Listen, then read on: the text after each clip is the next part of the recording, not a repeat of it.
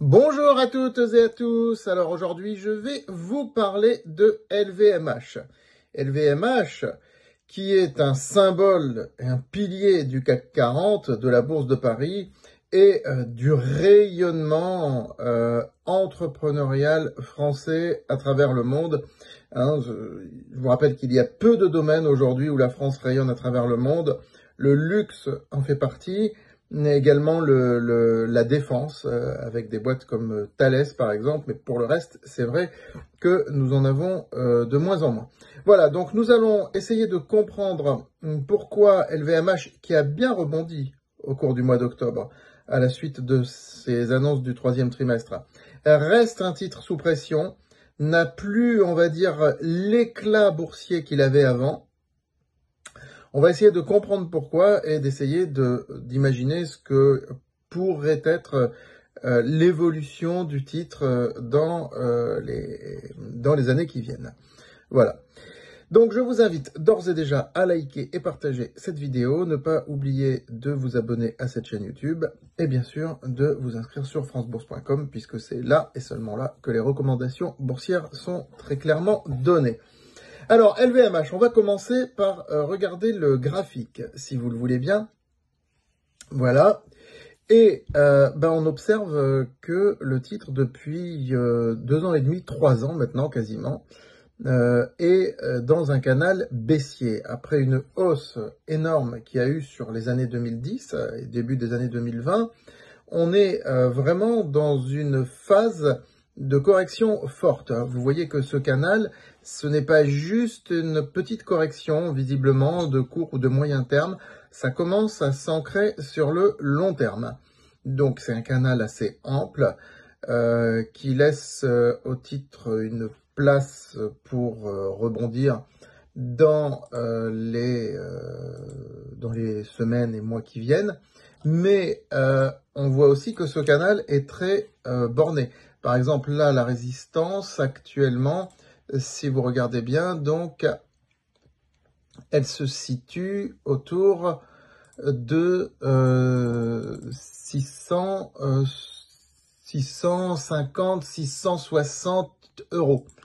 Hein, voilà. Et puis, ensuite, il faudra casser ce canal pour pouvoir en sortir. Donc, c'est pas forcément gagné.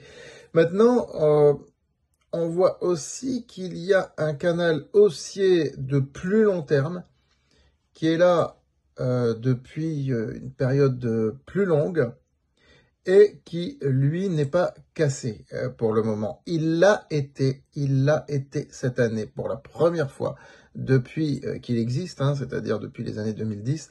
Il l'a été cassé cette année et le titre l'a réintégré. Attention, il n'a pas été cassé juste pendant une semaine. Il a été cassé pendant 4 mois à peu près.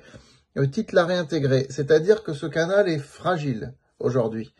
Ce grand canal haussier, il est fragile puisqu'il a été cassé à la baisse.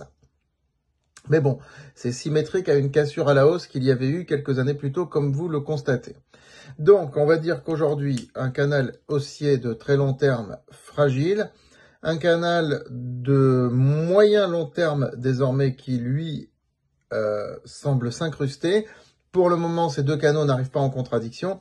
Ils arriveront en contradiction lorsque la résistance du canal baissier croisera à la baisse le support du canal haussier. C'est là surtout qu'il faudra voir comment le titre va se comporter. Voilà donc pour cette analyse graphique de LVMH. Alors, au-delà du graphique qui n'incite pas aujourd'hui à prendre vraiment une position sur le long terme, pas tant que le titre est dans ce canal baissier, on est d'accord. Au-delà du graphique, ce qu'il faut bien comprendre, c'est que il y a tout un narratif sociologique autour de LVMH. Et alors là, s'il y a une valeur de la Bourse de Paris qui mérite bien mon analyse sociologique, c'est celle-ci. LVMH représente le luxe français à travers le monde. Un luxe qui est à la fois discret, mais aussi ostentatoire.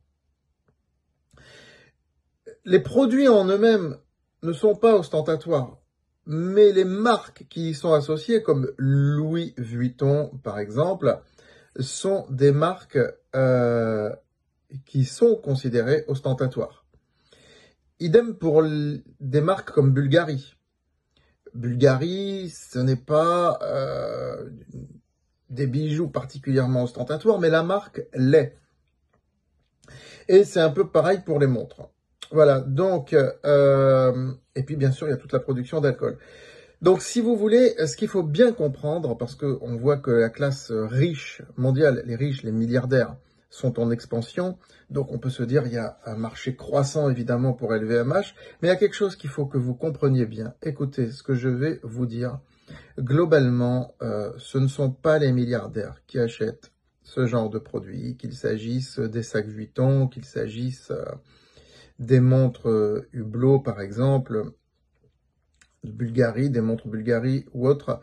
Ce ne sont pas les milliardaires qui achètent ce genre de produits, ce sont des gens de la classe moyenne supérieure, qu'on appelle les CSP+, donc des cadres de grandes sociétés et autres, qui ont un besoin de montrer leur réussite et de faire sentir qu'ils appartiennent à cette classe supérieure, à cette élite. Mais en fait, l'élite ne fonctionne pas comme ça. Je veux dire, les élites, déjà en termes de montres, ils vont acheter des Patek Philippe, 200 000 €. Ils vont acheter des Richard Mille à 600, 800, 1 million, voire plus. Des montres ou des montres très originales, par exemple la Excalibur de Roger Dubuis, une montre à 260 000 € qui est magnifique. Ce sont des montres qui restent des montres de manufacture indépendante, pas de manufactures qui font partie de gros groupes comme LVMH. Pour les chaussures, ils ne vont pas acheter des chaussures de marque comme celles auxquelles vous pensez. Ils vont acheter des Berluti sur mesure, par exemple. Pour les sacs, c'est pareil. Alors, pour les sacs, ils vont plus acheter du Hermès. C'est pour ça que Hermès, on le verra plus tard dans une autre vidéo, peut-être c'est pour ça qu'Hermès a des multiples de capitalisation beaucoup plus élevés que ceux de LVMH. Parce que là, oui, ça s'adresse vraiment à la classe riche mondiale. Ils vont acheter plus des sacs Hermès. Au niveau des costumes, ils vont beaucoup plus faire des costumes sur mesure. Le vrai riche fait beaucoup plus des choses sur mesure, même si ce n'est pas griffé avec une marque connue ou célèbre, ce n'est pas ce qui va l'intéresser, c'est d'être bien dans son costume, c'est d'avoir quelque chose d'original. Il peut faire appel à des petits créateurs indépendants, par exemple, et faire du sur-mesure. Et pour les montres, comme je vous l'ai dit, là, effectivement, on est dans des montres, dans des marques de haut prestige ou des modèles très exclusifs, des séries très limitées, par exemple, éditées à 20 ou 30 exemplaires, ce qui fait que leur prix peut flamber à plusieurs millions d'euros. Voilà, donc ça, il faut bien le comprendre. Donc LVMH s'appuie en Occident, sur les classes moyennes supérieures qui ont besoin d'ostentation, qui ont besoin de montrer qu'ils achètent des sacs Vuitton, etc. Pour ce qui est de l'Asie, c'est différent. Pour l'Asie, on va dire, et c'est là que LVMH a beaucoup grimpé ces dernières années, c'est avec l'explosion du nombre de riches dans les pays asiatiques. Là, oui, il y a une volonté d'accompagner son ascension sociale avec des marques comme celle de LVMH. Là, oui, et c'est ce qui a marqué. Une fois que cette classe fait aussi partie des milliardaires, elle va faire comme les autres. Elle va arrêter de consommer ce genre de produits. Mais on va dire l'ascension sociale de ces classes asiatiques s'accompagne de l'achat, évidemment, de produits LVMH. Mais aujourd'hui, justement, cette ascension est moindre dans les pays asiatiques. On voit que l'économie chinoise est un petit peu en panne depuis quelques années, et c'est aussi ce qui explique ce que vous remarquez sur le graphique LVMH, là, depuis le début des années 2020, hein, comme vous le voyez, le titre est un petit peu en panne, et c'est en une panne de narratif, qui y est pour beaucoup. Voilà, donc ça, il faut bien comprendre un petit peu tout ce que je viens de vous dire. Mais aujourd'hui, LVMH demeure une valeur très importante du capitalisme français, du rayonnement de la France à l'étranger. Alors attention, tout son positionnement sur les vins, les alcools est un positionnement un peu problématique aujourd'hui parce que l'alcool rencontre en particulier dans les pays occidentaux tous les tabous sociaux que les dirigeants, les gouvernants sont en train d'installer et qui s'emparent très vite de la jeunesse. Hein. Les jeunes ne consomment pas beaucoup d'alcool aujourd'hui, ça n'a rien à voir avec, par exemple, les jeunes de ma génération lorsqu'on était jeunes, ou même de la génération après, de la génération Y. Non, non, aujourd'hui, ils sont très sobres. Ils sont très sobres, ils sont finalement impactés, influencés par toutes ces campagnes de ne pas consommer de l'alcool. Donc sur les produits alcool, même si des vins de prestige et autres, on voit que LVMH a un petit peu de mal. Voilà. Ensuite, ce qu'on peut dire aussi sur LVMH, c'est que la société elle-même n'a pas vraiment entretenu son narratif ces derniers temps. Hein, des communications très soignées mais très prudentes. N'oublions pas que l'équipe de Bernard Arnault, l'équipe de communication de Bernard Arnault est une équipe digne d'un chef d'État. Hein, donc tout est calibré, tout est millimétré. Hein, LVMH n'a pas servi au marché une communication ostentatoire donc ces dernières années. Hein, parce que le luxe aujourd'hui doit être beaucoup plus discret, on va dire, que précédemment. Ça, il faut bien s'en rendre compte. Aujourd'hui, dans le monde où on vit, avec un pouvoir d'achat réduit, etc., le luxe se fait beaucoup plus discret que ces dernières années. Voilà.